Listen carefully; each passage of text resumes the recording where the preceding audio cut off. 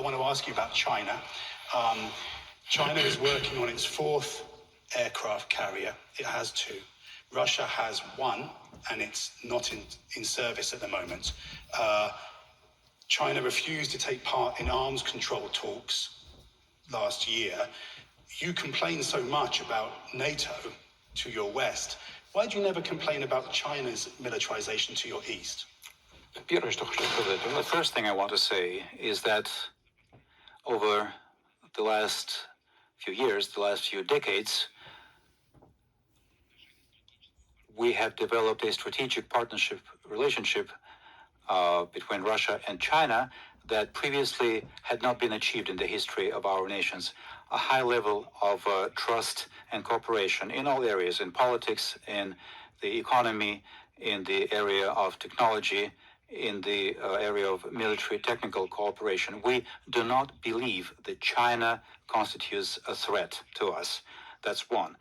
China is a friendly nation. It has not declared us an enemy, as the United States has done.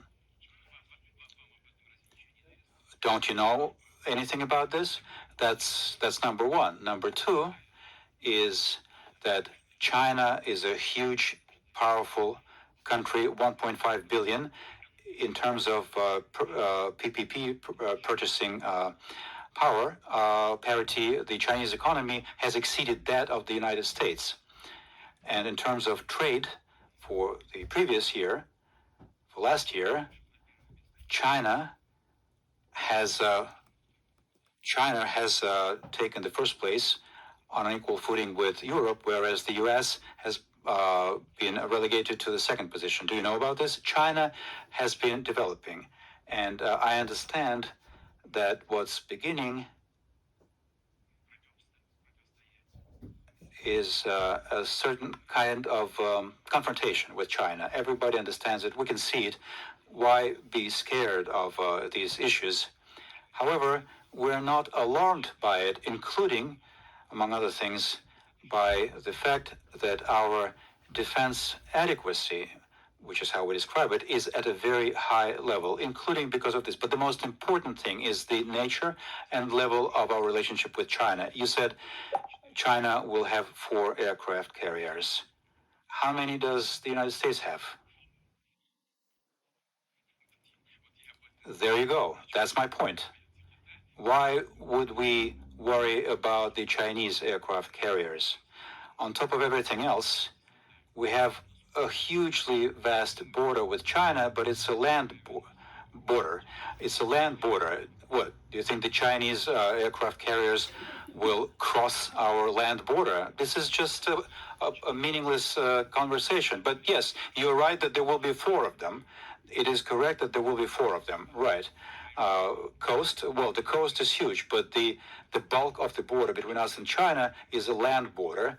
And yes, you're right that there will be 4 of them, because one needs to be in maintenance, one needs to be on combat duty, one needs to be in repairs. There is nothing excessive here for China. That is why what you said, that China won't engage in negotiations, arms control, it refuses to negotiate reductions in offensive weapons. You should ask the Chinese about it, whether it's good or bad. It's for them to decide. But their arguments are simple and understandable. The level, both in terms of the number of ammunition and warheads and delivery vehicles, the United States and Russia are far, far ahead of China. And the Chinese justly say, why would we make reductions if we're already far behind what you have? Or do you want to just freeze our levels of nuclear deterrence? Why should we freeze? Why we, a country with a 1.5 billion population, cannot at least set the goal of achieving your levels? These are all debatable issues that require thorough consideration. But making us responsible for China's position is just comical. What do you think of China's treatment of the Uyghurs in Xinjiang? Вы знаете, я встречался. I have met certain Uyghurs. It's always possible to find individuals who criticize the central authorities. I have met Uyghurs on my trips to China, and I assure you, at the very least, what I heard with these very ears of mine, that on the whole, they welcome the policies of the Chinese authorities in this area. They believe that China has done a great deal for people who live in this part of the country from the perspective of the economy, raising the cultural level, and so on and so forth. So why should I offer estimates looking at the situation from outside? You know there are many Uyghurs who do not say that, and that America has accused China of genocide. The Secretary of State has accused China of genocide over the Uyghurs. There is the accusation of 1 million Uyghurs in so-called concentration camps. Is that your message to the Muslim communities in the former Soviet Union? You don't think anything wrong is happening there? Я посыл мусульманскому сообществу в России должен направлять. As far as the Muslim community in Russia, I need to give a message to it through policies of the Russian authorities vis-a-vis Muslims in the Russian Federation. That is how I need to give my message to the Muslim community in the Russian Federation. We are an observer in the Organization of Islamic Conference. We account for about 10% of our population, probably a little more, are Muslims. They are citizens of the Russian Federation who do not have any other nationalities. They're making a colossal contribution to the development of our country, and that pertains to both clerics and ordinary citizens.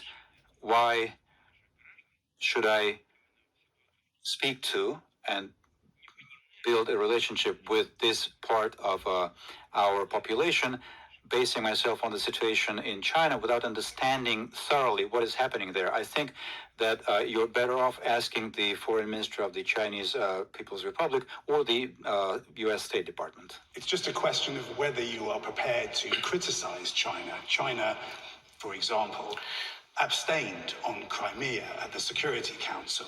China's biggest banks have not contravened American sanctions against Russia. Do you think you get 100% support from China? Вы знаете, мы соседи. You know, we are neighboring countries. One does not choose one's neighbors.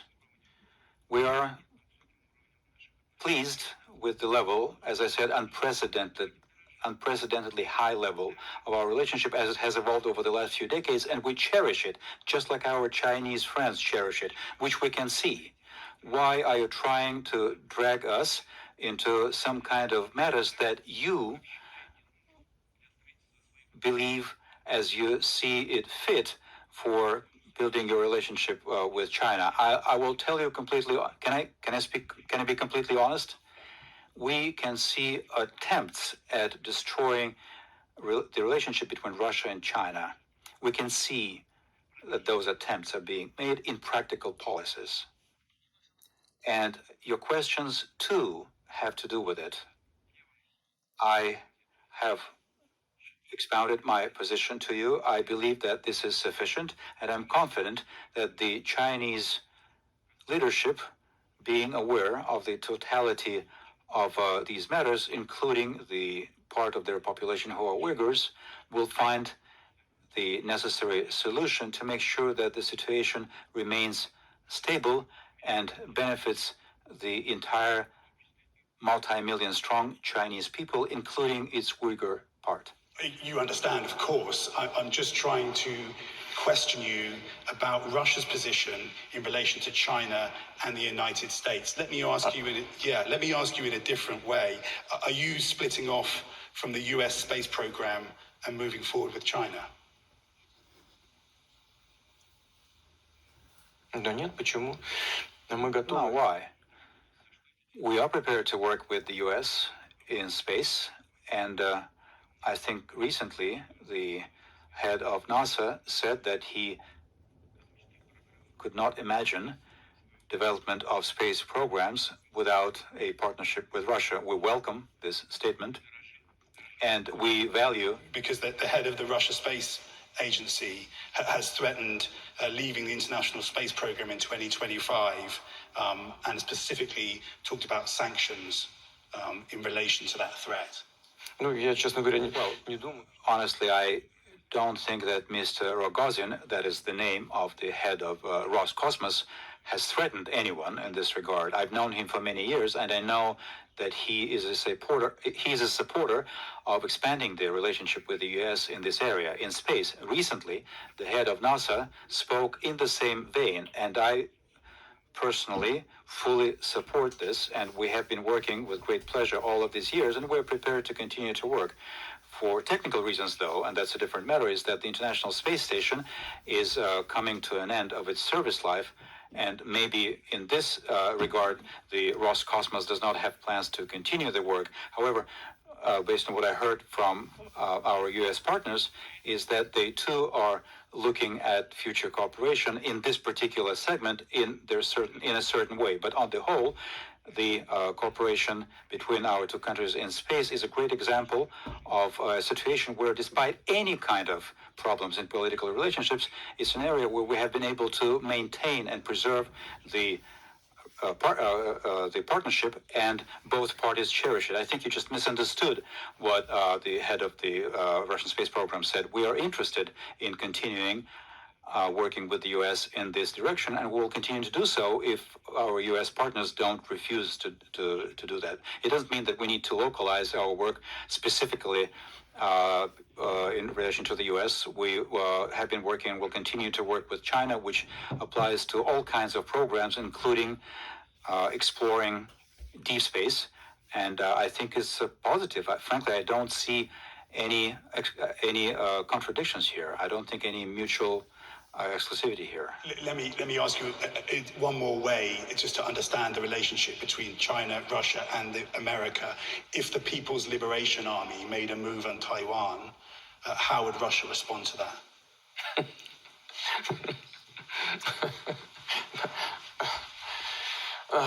Вам что, разве известно о планах Китая? What, you know about China's plans to militarily solve the Taiwan problem? I don't know anything about it. As we frequently say, politics do not use the subjunctive mood. There is no could be and would be in politics. I cannot comment on anything that is not a current reality of the modern world. Please bear with me. Don't be angry with me. But I think this is a question about nothing. This is not happening. Has China stated that it is intending to solve the Taiwan problem militarily? It hasn't happened for many years. China has been developing its relationship with Taiwan. There are different assessments. China has its own assessment. The U.S. has a different assessment. Taiwan has its different assessment of the situation. But fortunately, it hasn't come to a military clash.